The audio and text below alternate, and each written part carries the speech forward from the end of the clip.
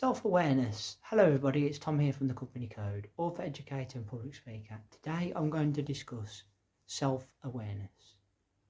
Mainly an introduction as to what it is and why it's important that we become, in some point in our lives, self-aware. Okay, self-awareness is kind of knowing oneself, knowing one's actions, personality, character traits, the things that motivate us, upset us, what triggers us. Self-awareness is definitely the key to self-mastery. Once you're aware of something, you can change it. You can be aware of it and know what it's doing for you, what it isn't doing for you.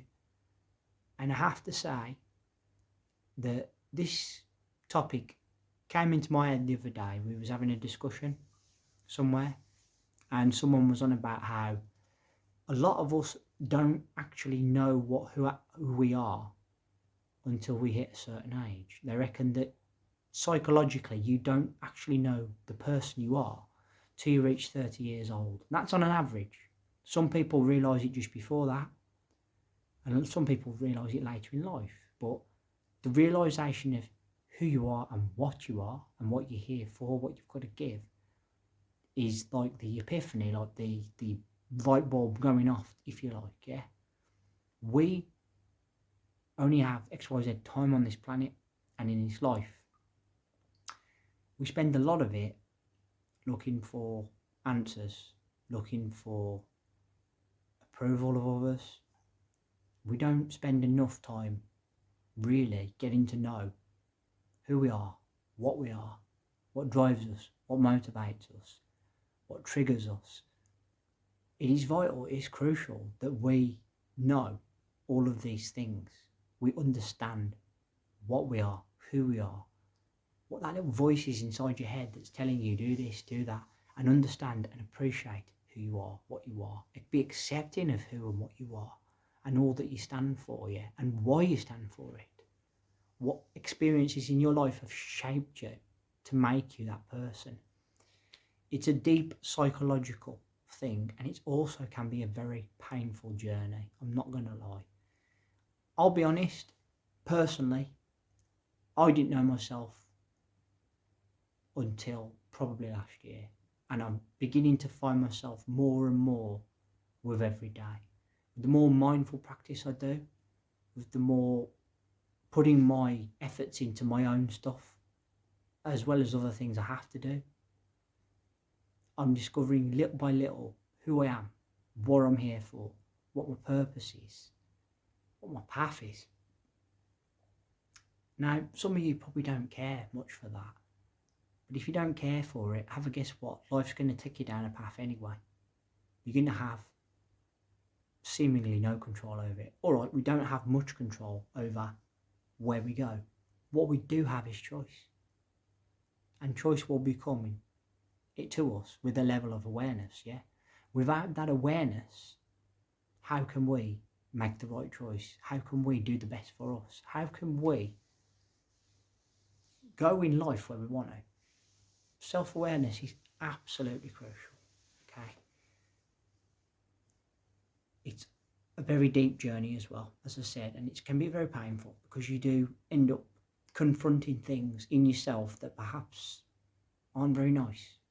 You know, you may be reliving bad memories and stuff, or revisiting painful situations that have occurred to try and gain clarity and sometimes closure, depending on what it is, depending on how you feel you need to. Because be under no illusions, I don't mind telling you, and judge if you like, it's fine.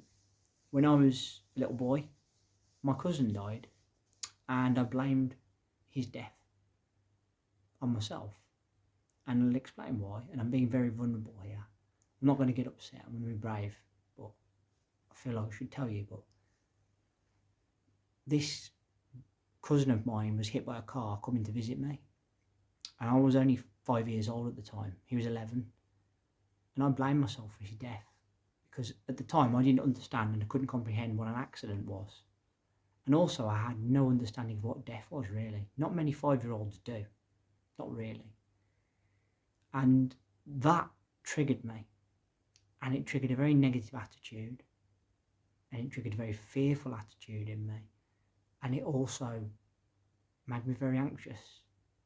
And for pretty much most of my life, I've been affected by it. Now, initially, I didn't appear to be as affected as perhaps parents were and aunt and uncle, and obviously people who are older who appreciate and understand death a little bit more. However, I ended up having counselling like about 8 months after his death. I was having dreams and I was acting very strange. Whatever happened impacted on me, but it impacted on me after the event, like. And what I'm getting at is here is sometimes we can lose sense of who we are and what we are through a painful experience. So while I'm not saying you should all book yourselves into a shrink or anything like that, or go and lie in a psychiatrist's chair, not at all. What I am saying is